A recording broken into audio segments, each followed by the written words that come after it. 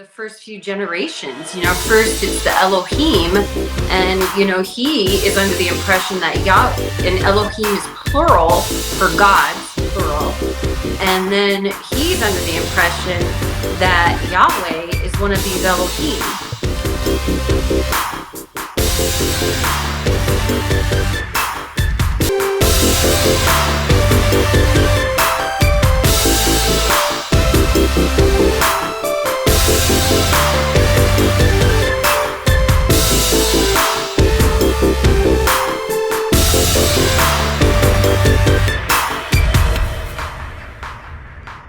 All right, everybody, welcome back to Total Disclosure. My name is Ty, and I'm the host and creator of the platform. We're super excited. Today, we're doing a little bit different. I have invited Kyasa Temple, who was just a guest on the podcast, back on the show.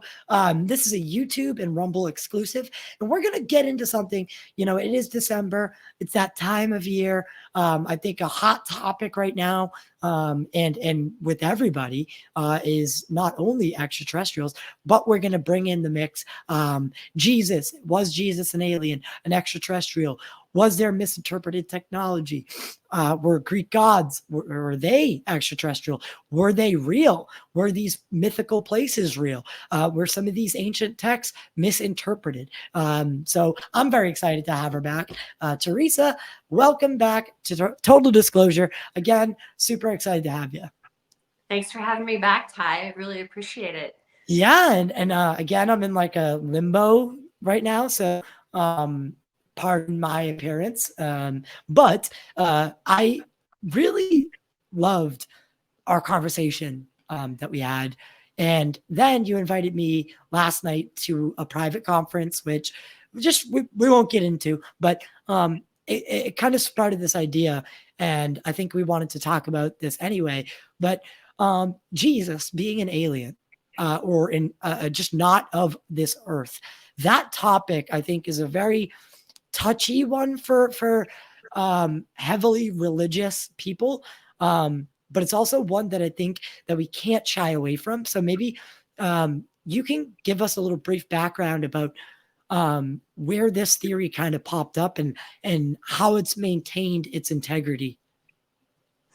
Yeah, I was really glad that you could join me yesterday evening for you, for the Aetherius Society. They have chapters around the world. We watched the LA chapters talk, and the title of the talk was "Is Jesus an Extraterrestrial?" Which is, I think it's very interesting, and I think it's I think for everybody on both sides, theists and non-theists, it's an important question to ask, because I think we're in a very exciting time right now. I think we are heading into a new golden age once we work out our differences.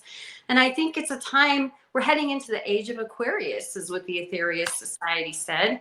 And I think they're right. And part of that is an understanding between religion, theology, and scientists, where everybody is going to eventually come together and say, aha, I see your perspective now, and I see your perspective now.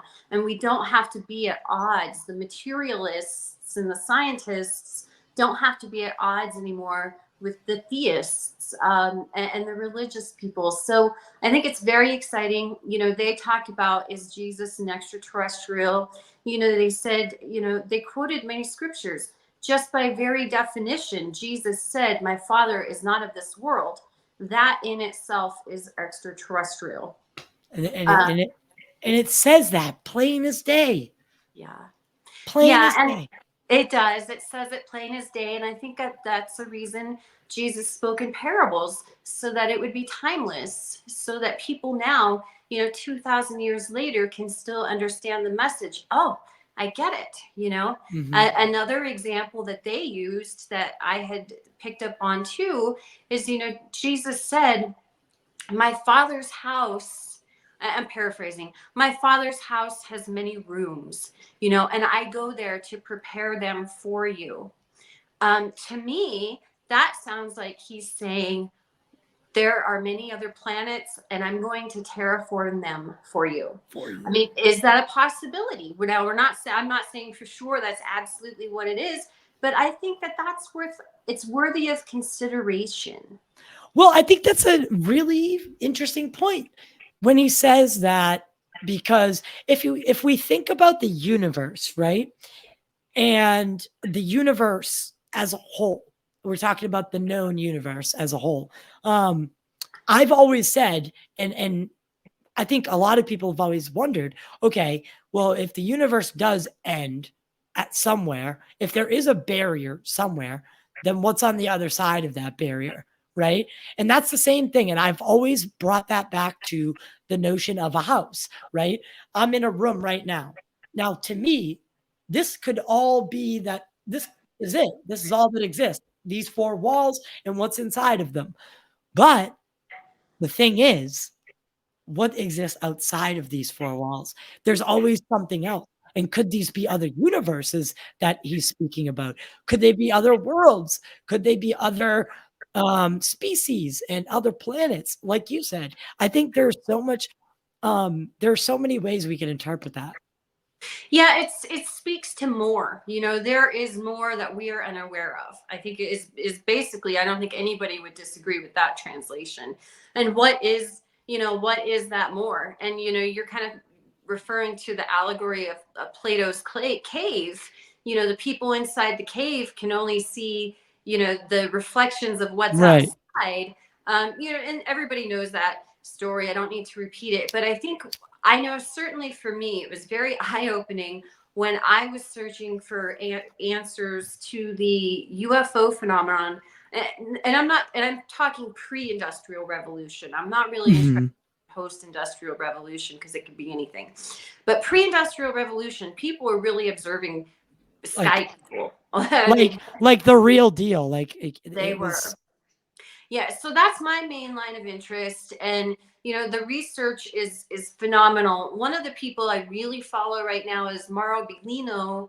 He is a former Vatican Bible translator, and he's actually working with some Old Testament Jewish Bible translators who are retranslating for modern day, basically, because when we look back now on a lot of these stories, and not just the Bible, but all of the great books, the men or women, flying in crafts who come from the sky, it doesn't seem so magical anymore. Right. We have that, somebody who can heal another person. Well, we have stuff that, we've come that's a doctor, right? If you really think about it, that's a doctor, right?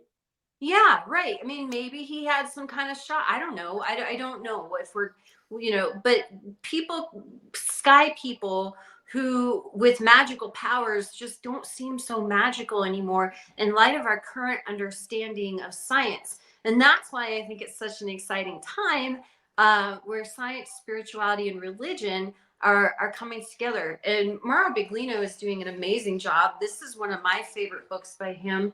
It's Gods of the Bible. Yes, so that's what I want. I wanted you to hold that up. Yeah. So that's so you have been so this is one of the people. That's the guy that you've been following, and you'd highly recommend that book?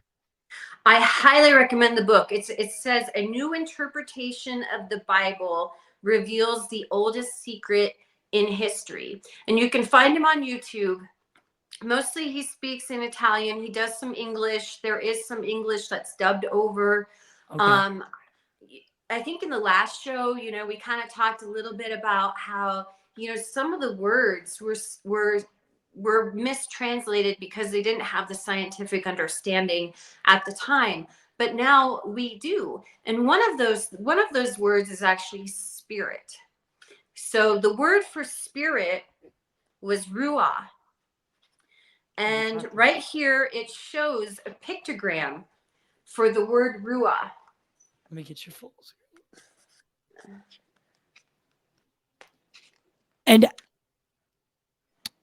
so there it is. So, and do you want to talk about a little bit about you sent me some pictures the other day that, they looked very like oddly similar to that. So I think what we're talking about here is, I think we're talking about what I call an ancient advanced presence. I understand that the current terminology that everybody's using is NHI. um I call it an ancient advanced presence. I think that's pretty accurate. And I think there's been an ancient advanced presence here for a very long time. And I think they've been flying. I think they've appeared in flying crafts. We can see them all throughout every religion, every mythology. The Egyptians had the winged disc. The Zoroastrians had Zoroaster, who was a bearded man in a gold disc with landing gear and wings. And those were actually the Magi. Those were the Magi who followed the Star of Bethlehem, which we don't think was really a star as we would know a star. Stars don't move and lead you. The and this was part of the Aetherius talk, which I think they raised some really good points. It's really Yeah, interesting I to was think about what last were time the I checked, stars did not move and guide people. So right. So, and if you look, and so the Magi, the definition of Magi is it's a Zoroastrian priest. The Zoroastrians were the prominent religion throughout ancient Persia, which a lot is, modern day Iran now and Iraq. And it actually, and just another tangent, it makes me wonder if that's what our interest in that area is. right. But back to the biblical story. So the Magi were following the Star of Bethlehem. Stars don't move. Now these were Zoroastrian priests. Quite literally, their god is a bearded man in a flying disc, and they followed this um, moving light. Moving, let's call it what it is. It's Yeah, it's a light in the sky that's moving and guiding, or moving, and they are following it is in guidance. Now, what does that sound like? It that sounds like a sounds like modern day UFO. it does. It sounds like an intelligently controlled craft who was leading them to the birth of Jesus. That's what it sounds like. And if Jesus was part of, if his father was not of this earth, and the wise men were being led by an intelligently controlled craft, and they already had knowledge of the sky people, or their god was Zoroaster. It starts to create a different picture now, and it actually seems to make a lot more sense from a scientific perspective, in my opinion. And I've seen a lot of people. I've seen the light go on, because I've talked to people for 15 years about this, and you can see the aha light go on. And when you just shift your perspective slightly, all of a sudden these religious texts make incredible sense. And the Pope even made a the Pope made a The statement Pope in did. 2009, and then Vatican scientists also made a statement, and they said belief in space aliens and God are not you can believe in both. And they said it's okay, you can do that. So the Catholics have basically given permission to their people to believe in extraterrestrial life. I think the Latter-day Saints, people know them as the Mormons. I think they'll be okay. Part of their theology is a belief in extraterrestrial life. So a lot of these religions, they already know this. And as the people start to sort of wake up, a lot of these religions are going to be okay. They're going to understand. Even in Islam, they have the jinn, and the jinn play tricks on people, so that would sort of be like the Christian equivalent of, demons. Mhm. But there's still, these religions have built into them these other life forms. And as we begin to, we're about to become interstellar spacefaring. Elon Musk just launched the first rocket that has truly can make us interstellar. It's a huge landmark. We're going through the space industrial revolution right now. As we do that, our worldview is going to dramatically shift when we realize we're not the only kids on the block, and I think that's pretty cool. And not only are we not only the only kids on the block, but we're far from the top of the food chain. And that's what I think is going to be the biggest thing. Now, I have a couple questions I think that people watching may have, and so if if they were being led by the Star of Bethlehem, and the Star of Bethlehem was actually a craft, and the wise men were being led to the birth of Jesus Christ, what does that make? What does that make Jesus? Why is Jesus so special? And here we're going to get into that. This is Jesus an alien or an extraterrestrial? Now, why is the star guiding them to this birth, and why is this person so important? Yeah, so the answer from the Aetherius Society yesterday, they just at the very beginning, they said, they said yes, Jesus was an extraterrestrial, and they went on to quote multiple scriptures to back that up. I think that it makes sense that he was a hybrid. He had or maybe he was, I don't know, I'm just speculating, and anybody can make an informed guess.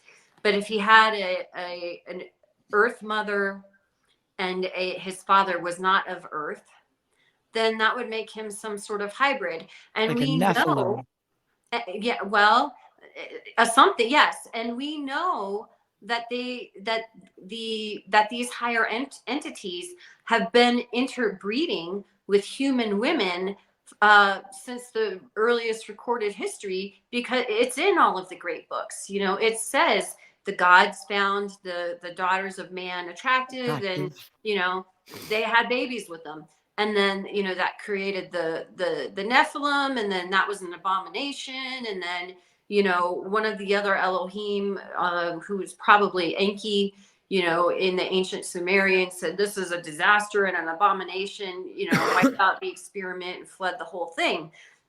And that appears to be what happened. There's some question about whether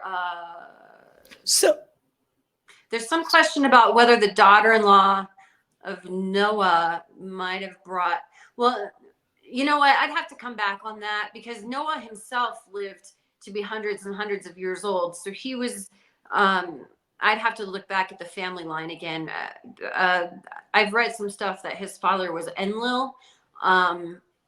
So that would make all of us descendants of hybrids, basically. But where did we come from anyway? I follow a really cool anthropologist. I don't know if he wants me to give him a shout out or not, but I'll just say I follow a cool anthropologist. And I had a great opportunity to get a question in, and he doesn't go into the woo, which I appreciate. He's got a master's degree from UCLA, and that's cool. But I can ask him wooey questions and he doesn't boot me out. Right. And and I asked him, I said, the missing link, you're an anthropologist, how do you explain this missing link? And he said, Cro-Magnon just appeared out of nowhere. We don't have the missing link, but I do believe that our religious texts are telling us what the missing link is. Science just needs to catch up and, not write the religious people and the theological people off as, crazy woo people. There's something there. And I think it's an exciting time as we explore all of this together. I truly think, and it's multiple things now to ask, because you said that the flood. Now we know that all of the religious texts, most of the big ones, if not all of them, talk about a great flood. So with the description that you just gave now, so you're saying that the flood was a way of cleansing the earth and into a fresh start? Yeah, so in my understanding, and I'm perfectly willing to be wrong. I can't study. I look at all religions, and I can't have a PhD in everyone. Of course. But so it's my understanding that the interbreeding, and basically what amounted to these genetic science experiments done by the Elohim, and Elohim is plural for gods, so it was more than one. And Yahweh didn't come until later after the Elohim.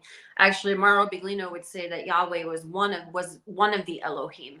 Um, so yeah, so it's from my research, it seems to indicate that you know a, who the God that we would call Enki, Mhm. said, this has just gone too far. There's actually, it's carved into stone, I believe, where he said he can't sleep at night, for the crying of the humans, and the Nephilim. It's and then they saw how there was a lot of violence, which was horrifying to them. It would be much like how we're creating AI right now. And if AI came out completely racist and started killing each Right. other, and started killing like all of the white people or all the black people or whatever, we would say, oh, holy crap, what have we created? Pull the plug, Pull the plug. start Yep. over. And so I think that we're at a very good position right now to be able to understand some of the ethical issues that they had, when they created us. I think they had some of the same ethical issues. What have we done? We've created monsters. This is a nightmare. Pull the plug. We're starting over. Do over. And what that brings me to is, could it be done again? Well, Sodom and Gomorrah happened. If anybody knows the story of, and I'm just using Christianity because it's what most, Westerners and Americans are, Or at least most versed in. versed in. Yeah, but you could find this in multiple religious texts from around the world. But the story of Sodom and Gomorrah, the outcry to God was so horrible against Sodom and Gomorrah that God, sent down two angels, and you can read this in your Bible. The angels were so attractive and it depends on what version you read, but the angels that God sent were so attractive that the people were trying to assault them in a personal way. Right. So Lot brought I don't know what I can say for YouTube, but people, they were trying to R word them. Right. Force So themselves upon. they were, yeah, it says that these angels were That's so attractive. wild. Yeah, that's how out of control the people of Sodom and Gomorrah were. So the angels saw for themselves, and Lot brought them into his home. And basically, the angels said, look, you've got, like, I can't remember, a day, 12, 24 hours. And basically, they went into Lot's home and they called in the order, and they said, all right, God, yeah, it's as bad as they said, send in the kabooms. and and there's actually trinitite on the outside of the pottery that they found at the site that they believe is Sodom and Gomorrah, and that can't be created by an asteroid impact. That can only be created by a big kaboom. One known source as of right now. Yes. So there's actual archaeological evidence for that. So, And I'm a little concerned for us. for Not anyone not familiar with trinitite, it is basically a glass that is formed with nuclear when a nuclear type explosion happens. It is an byproduct of that. It basically is turning sand into glass instantly, and it forms specifically under those conditions. So that's very interesting. Yeah, that's it. It is extremely interesting. It's concerning to me that why are we as a society, certainly at the individual level, people understand this, but why are we not at a higher level heeding these warnings from history? Are we, I think that, there have been multiple civilizations that have come and gone and been destroyed. I mean, you can look at a lot of the Indian texts. They're literally describing a sky war between two different entities. Yeah. So there's, I mean, there, and the gosh, that German picture. I can't remember. Oh, maybe you remember the name of it. It's carved. It's a wood carving, I believe, but it's painted.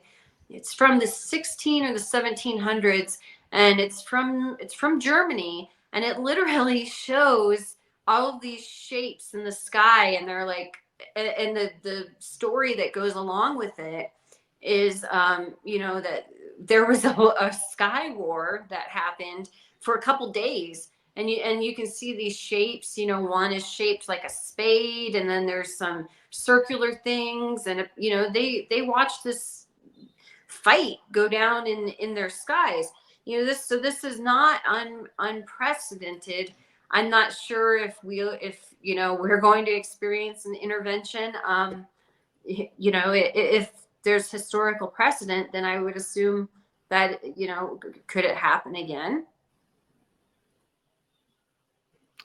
I think the answer is yes. Well, we have a lot of existential crises. There you go. Yeah, that's it. Isn't that Yeah. amazing? So, I mean, look at just again, the representation of the highest technology, right? We see it all over here. And these pillars, the pillar looking things, they look, I mean, granted, maybe some artistic liberties been taken, but UFOs have been spotted, cylindrical UFOs with lights on the side, just like that. I mean, I'm not going to relate it to a tic tac, Yeah.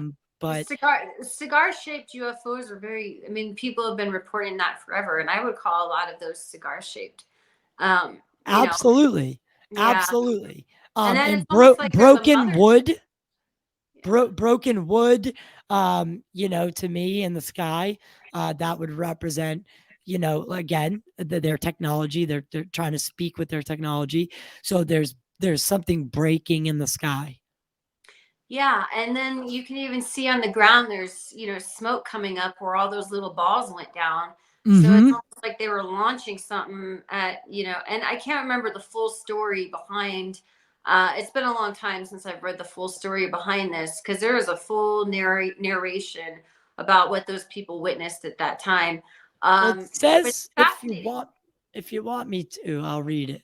It says, so in 1561, Hans Glasser documented a strange event on a wood.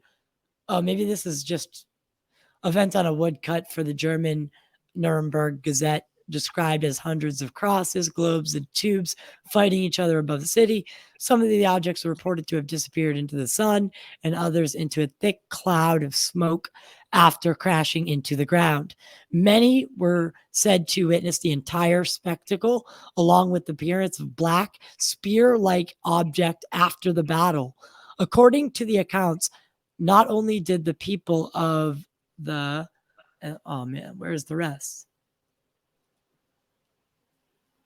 It doesn't show me the rest of the. Well, I think that's enough, Ty. That's incredible. I mean, so this is from the 1500s. It's Yeah, these 16th are, century UFO sky battle. yeah, these are 1500s people, first person account documentation of a sky battle. And literally, they did the best they could to represent what they saw. I mean, I don't know how I would shape, some technology, how I would draw some technology from the future if I'd never seen it before. It'd be very difficult for your mind to even comprehend. So something's been in our skies from the very beginning. No doubt about it. And so how does science want to answer that question? Did they just want to pretend like these were people on drugs and they were all crazy? Well, it's ubiquitous. It's in every culture around the world across time. It's Not so all of those naive. people can be crazy. It's so naive to me that we, as a advanced civilization, can't step back and see that maybe, just maybe, all of these religions have a little piece of the puzzle, and that we should not dismiss all. We know that Troy was a place, right? And that was supposed to be a mythical place. We have since found Troy. And so that is that goes to speak on volumes of you've also talked about Sodom and Gomorrah, and a possible location for it. I don't want to get too far into it, but the bad big A word, Atlantis, people have their thoughts about where that could be. Now, where would you say Atlantis does fit into all of this? Well, that's interesting. The Atlantis story is there's a lot, even genetics. If you look at the genetics around places where if Atlantis was in the middle of the Atlantic Ocean where the Azores are right now, and it went under, in a giant earthquake, those people, I've seen maps of, where those people would have fled. And it's very difficult to explain, these blonde, blue-eyed people in places where they don't exist, or shouldn't exist, rather. And forgive me for not remembering groups of names. But there's a lot of genetics, and there's a lot of genetics to kind of back up. Well, whoa, there are these groups of people, within a radius rather of where Atlantis probably was, and they don't fit in with the older people who are here. So where did they come from? And you could go on for about Atlantis forever. Some people say they went to Egypt, that they went on and then became the gods of Egypt. What's interesting is that the pharaohs of Egypt they had red hair. So that's interesting. Like, where did that come from? So there's just so much about our history that we've been lied to about. The victors always write history. And so as we start to get more and more truth, it may be kind of shocking. And people have to remember that, previous to, our current time, and even somewhat in our current time, religion was used by, religions were, especially the Council of Nicaea, they decided what books they wanted in, what books they wanted out, and they did that because it benefited the Pope and the monarchy. They didn't do that because it was best for the people. They did that to maintain control. And and I can understand you need to maintain some kind of civil control over people, because you can't have people just going crazy. I understand that thought process, but I hope we're beyond that now, where people can get the truth and not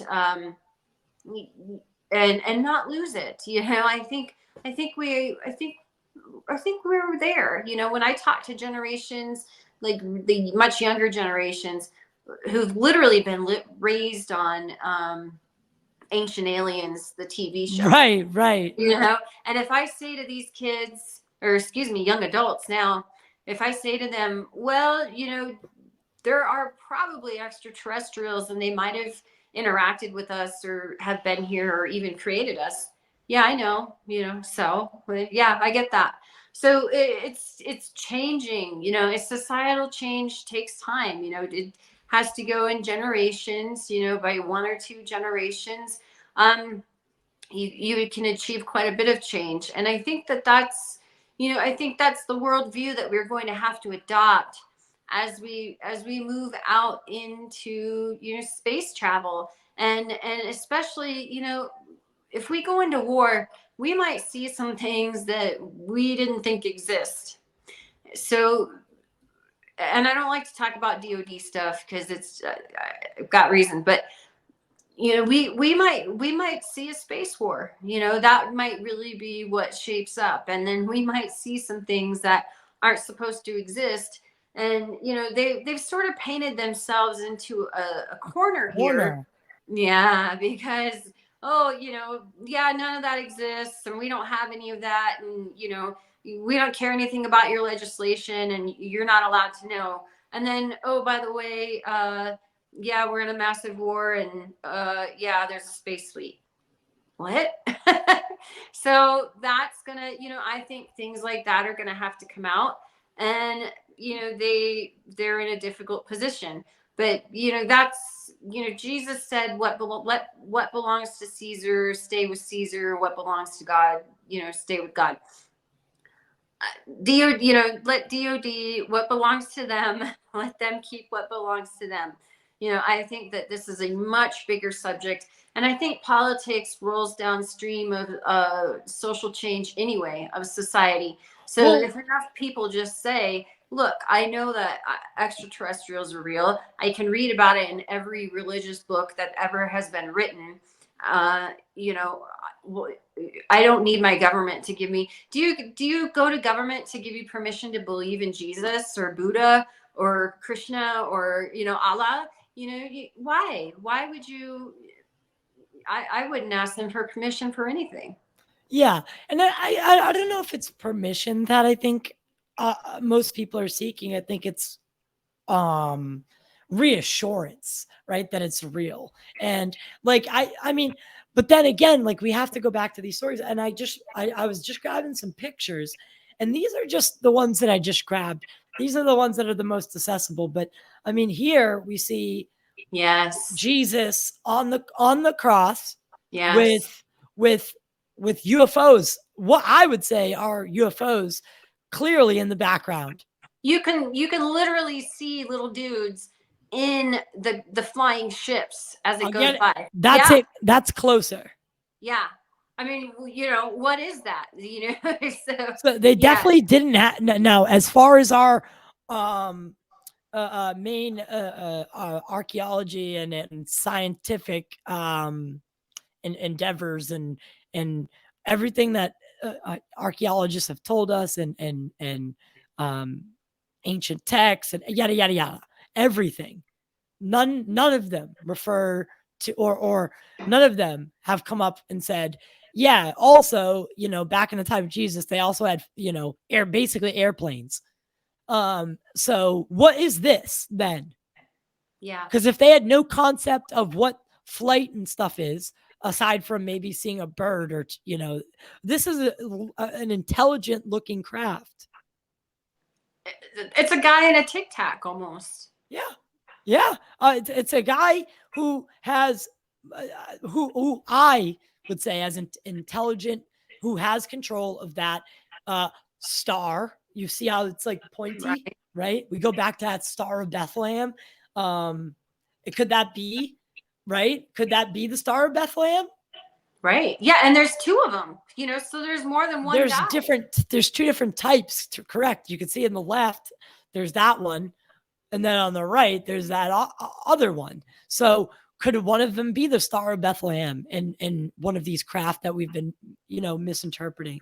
There's other pictures such as this. Baptism of Christ. At the That's baptism one of of my favorite Christ. ones. That's the baptism of Christ, painted in the Netherlands in the 1700s. Is that right? 1600s? 17. It's in there somewhere. It's from the Netherlands by Giller, I believe. I'd have to look that up.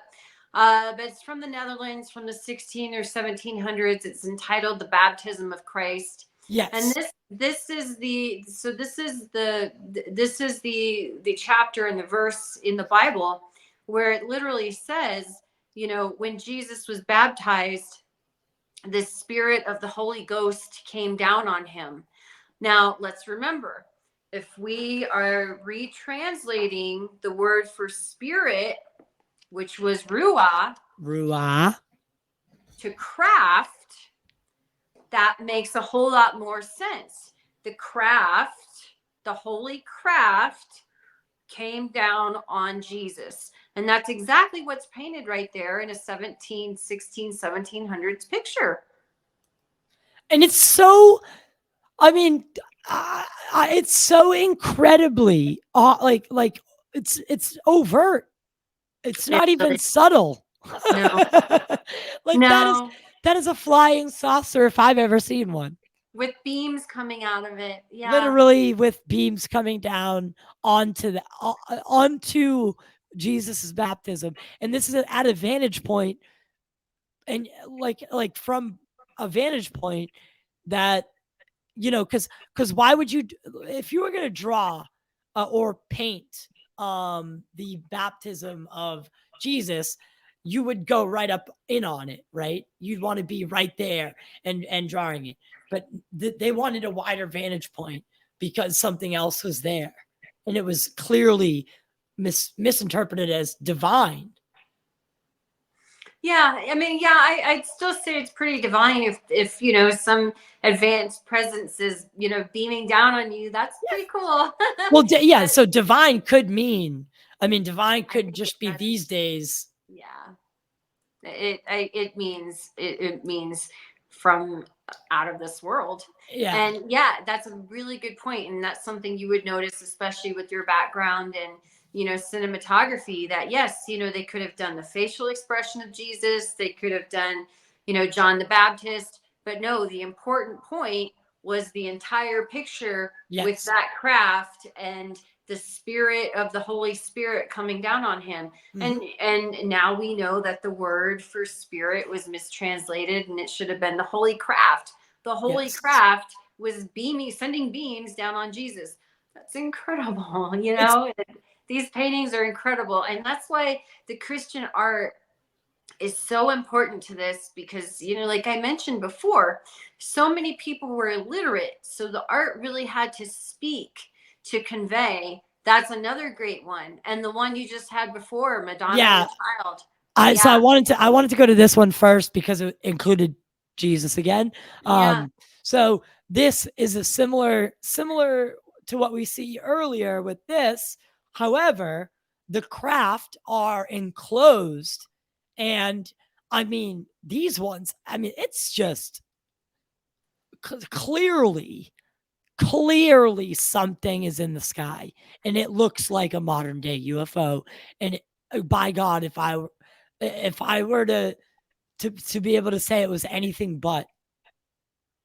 Well, and then let's remember what happened after the crucifixion of Jesus. There was a giant earthquake, and it was so big that it actually ruptured. It tore the curtain in the temple. So, you know, was that the propulsion of these crafts? You know, did they send some kind of beam to say, you know, you guys screwed up? Right. You know, it's very interesting to these are things that people need to be thinking about.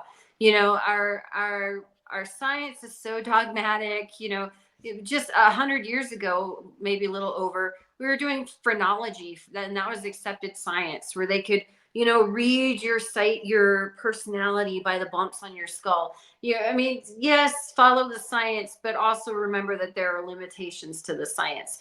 You know, and you know, people are perfectly capable of using their own critical thinking skills, you know, and applying logic and reason, you know, and what do you think? You know, that's what I do, and that's what I encourage everybody else to do. And I know that's what you're doing, Ty. We can apply our own logic and reason, you know, to these. We don't need, you know, authorities to tell us, although, you know, some church authorities have. This one's incredible.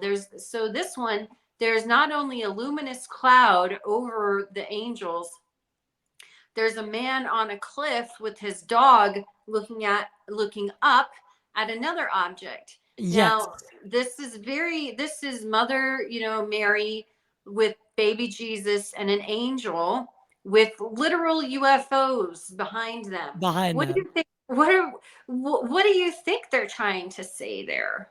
Yeah, I mean, it couldn't, like I said, and now we're just, you know, we're adding insult to injury at this point by just going down the line on this, because I mean, it is so clear that something is special about this young man, this man, and then the spirit, and that, you know, and so on, and then the thing that came back, whatever.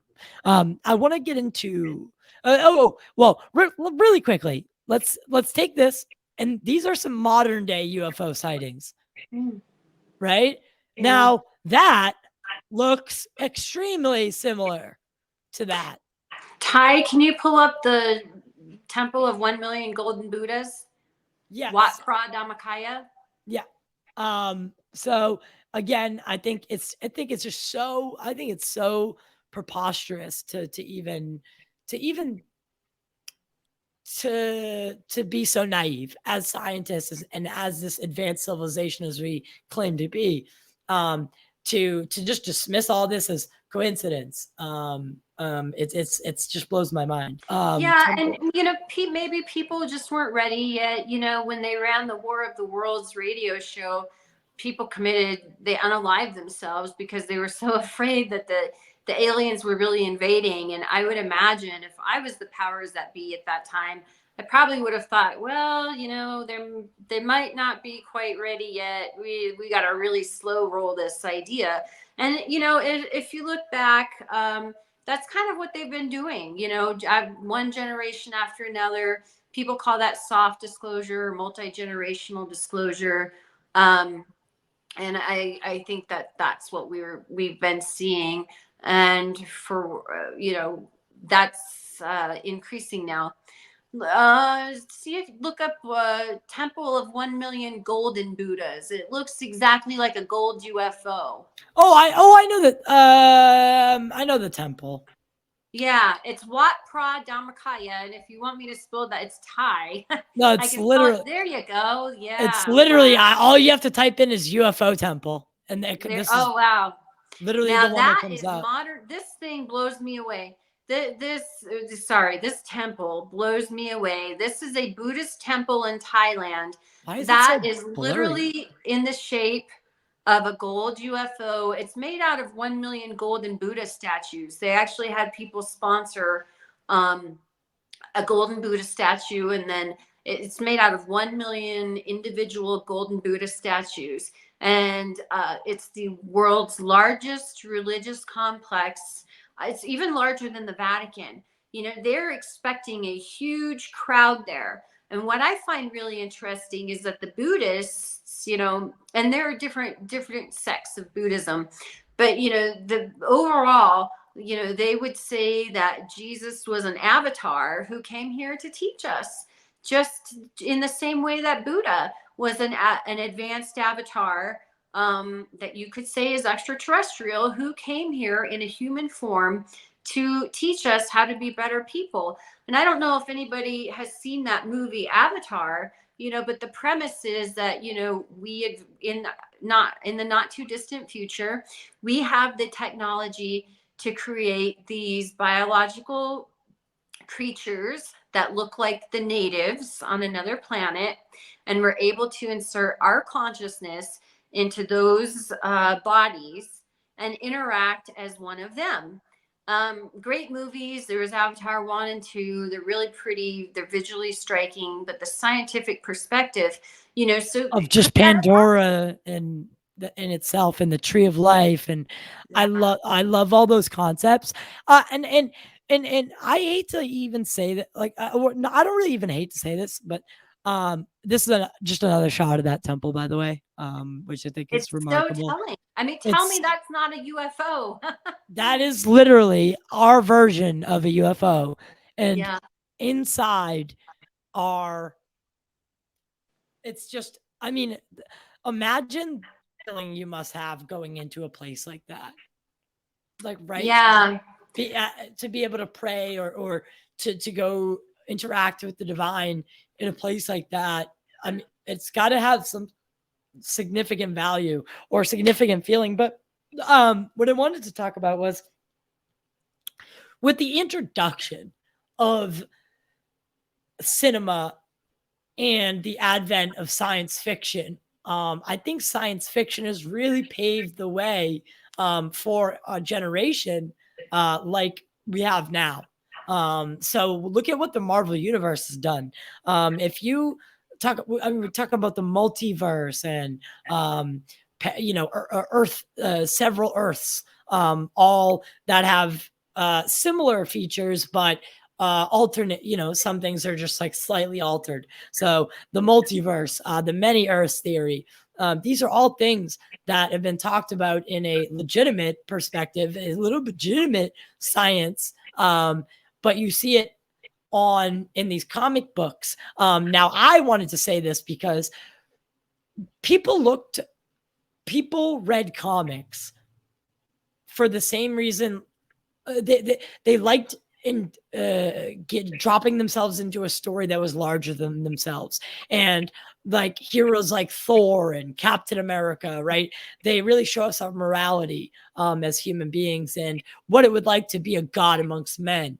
Could it be that someone was talking to people like Stan Lee, just like they were talking to people like Steven Spielberg when he made Close Encounters of the Third Kind? Because Stan Lee, people forget, was an icon. I mean, before movie stars, like the comic book world was huge. And, could Stan Lee have been given information to incorporate into his comic books the same way we know that directors in Hollywood have? I don't think it's far off to say that. No, not at all. And in psychological terms, I think what you'd be referring to is priming the population. Yes. And, when we look back ever since the 1950s and Star Trek, they've been priming us to be an interstellar species. And that's getting closer and closer and closer. And we can't be an interstellar species, with these. So, yeah, I think yeah, those are really good points. I think they've been priming us for a long time. I think they've known for a long time, that we're headed for the stars, and we came from the stars, and we'll be going back if we haven't already. And you've got to prepare a population of people, for that, because it will. We need a larger awakening. worldview. Yeah, an awakening and an all-encompassing worldview that is much bigger than just our corner of this tiny little rock. Well, while I have you, let me ask you a couple things. I've always said that back when Jesus was around as a man, times were simpler. Do you think that they, even Native Americans, like we can go talk about whatever civilization you want. We're talking ancient civilizations. Do you think that the earth was, a quieter place and that they were just more in tune with the sky, what was going on around them? Like now we have a lot of distraction. We have a lot of pollution of light. We don't, your average citizen does not get to look up and see the Milky Way. And in ancient times, they did. I mean, for all intents and purposes, the sky was their entertainment. It was what they did. It was how they watched and located themselves. Do you think there's anything to that? Oh yeah, I think that's a great point, Ty. That's a fantastic point. They didn't have TV, they didn't have social media, they didn't have light pollution. We're talking about people who were true masters of their environment. They knew every plant, how to use it, what it was good for, what to stay away from. They knew every bug. They were masters of their natural environment. So to try to dismiss them as, stupid or uneducated or unsophisticated, they clearly Unreliable. yeah, I mean, Or, to try to discredit them in any way, they were masters of living a very difficult life, and they were masters of exactly everything in their environment. Some person like, something flying in their sky, uh, you know, would stand out to them. A burning bush which So probably was much. really a light. It was probably a bush with a light on it. Would make sense. They understood when something didn't fit in. Jacob's ladder. Jacob rested his head on a rock, and he watched the angels either ascend or descend. Anyways, they were going. They were heading one way or the other on the ladder, which I think was probably a beam. Now, after I've done more information, research on that, they understood when something was out of the ordinary, Right. and I don't dismiss them. They were wise. They And they were much smarter documented than it. we were. And they took the time to document it in stone. Do you know how Yes, long it don't. takes to do such things? That tells you how important it had to be to them to literally hire somebody who probably spent his entire life, one man, carving things into stone. I mean, could you imagine, all day long? These people, they would spend their whole life on one project like that Right, right, because that's how important it was. right. We can't even recreate that now. Maybe with laser, but we certainly don't have people dedicating their lives to carving. Yeah, that I think that is such a good point. That they would put so many resources and so much time and their best artisans um into carving these into stone, and not just in words, but also in pictures, so that people who were illiterate or don't know the language could still understand later. These were events that were so big to them that they put their best guys and their best resources into forever memorializing it. And anybody, I don't know how anybody can say that that's not significant. And I think we see this especially with Egypt and Egyptology. Um, you know, the pyramids. Mainstream archaeology likes to say that they're simply tombs. Well, no bodies were ever discovered in them.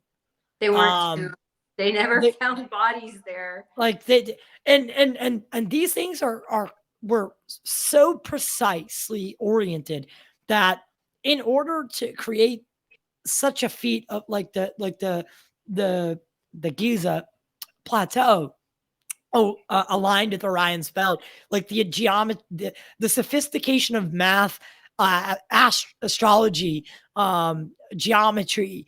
I mean, you need it all. And then the construction part of it.